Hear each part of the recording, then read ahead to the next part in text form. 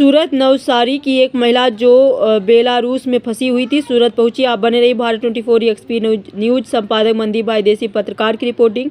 वह सूरत एयरपोर्ट पहुंची और कहानी सुनाई। वह एक एजेंट की वजह से बेलारूस में फंस गई थी।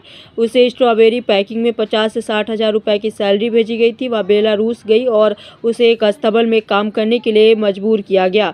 रहने की कोई ठीक जगह नहीं थी। भारत लौटने के बाद वह बहुत खुश थी। उसने अपने परिवार की मदद करने के लिए बेलारूस में काम करना चुना। एजेंटों के लालच में आकर किसी को भी विदेश नहीं जाना चाहिए। एजेंट जो कहता है उसे वेरीफाई करने के बाद ही विदेश जाएं। बेलारूस सरकार के सामने पेश होने के बाद भी उनसे कोई खास मदद नहीं मिली। वहां की सरकार ने कहा कि आपके एजेंट ने गलत काम किया है। वह 5 लाख रुपए खर्च करके काम करने के लिए बेलारूस गई थी।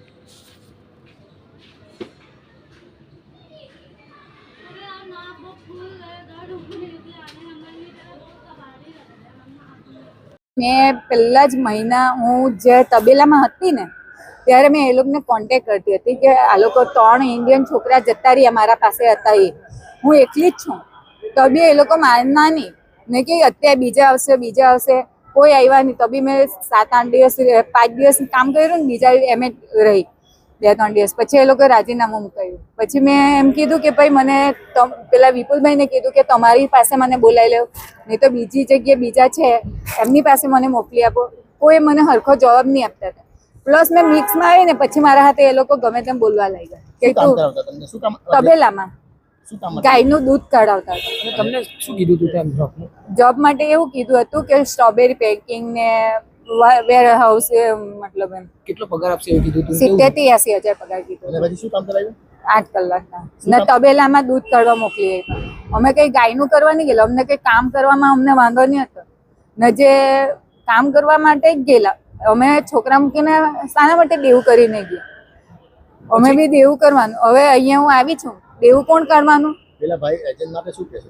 હું એજન્ટ માટે એમ જ કહું કે મને મારા પૈસા મને પૂરા જોઈએ, પ્લસ કે આવી રીતે કોઈને ફસાવતા નહીં ને કોઈની લાઈફ ખરાબ નહીં કરતા। કેટલા રૂપિયા આવ્યા? મેં 5.5 લાખ કેસ આપેલા એજન્ટ। મેમ બીજા લોકોને આ રીતના મોકલાય છે એને લઈને શું કહેશો જતા હોય છે? હું તમને આના માટે બીજે નેક્સ્ટ ટાઈમ હું તમને વાત કરીશ કે બીજા ત્યાં બહુ બધા ફસાયેલા છે અને જે આવી રીતે જાય છે બીજાએ મને હેલ્પ કરી, એ લોકોનું ખોટું એ લોકો નામ બી ખરાબ કરે છે મારા માટે। બીજાને શું સંદેશો આપશો જે આવી રીતે જાય છે ને ખોટું કરે? ના એજન્ટ લોકોનું કહેલું થોડું બી નહીં માનતા ને એ લોકો ફસાવીને મોકલશે પણ તમારી લાઈફ ત્યાં ખરાબ થઈ જશે।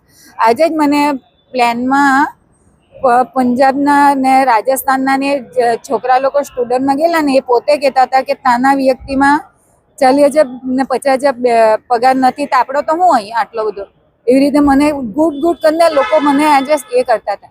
ત્યાંની સરકાર બી મને એમ કીધું કે તું સરસ છે છોકરી, તું આટલું ટસર કરીને રહી છે અને અહીંયાના મને ટોર્ચર કરતા છે। અહીંયાના જે એજન્ટ ને વિપુલભાઈ ને એ લોકો મને ખોટું ખરાબ બોલતા છે એમ કે તારી છોકરી તું તારી સમાજમાં શું બનાવશે, આમ છે તેમ છે એવું બધું મને આજે ફોન પર બી કહેતા હતા। એટલે આજે ખુશી કેટલી આવી ગઈ? હા ખુશી તો આવે ને, હું ઇન્ડિયા આવી છું તો મારા છોકરાને મળીશ, મારી ફેમિલીને મળીશ તો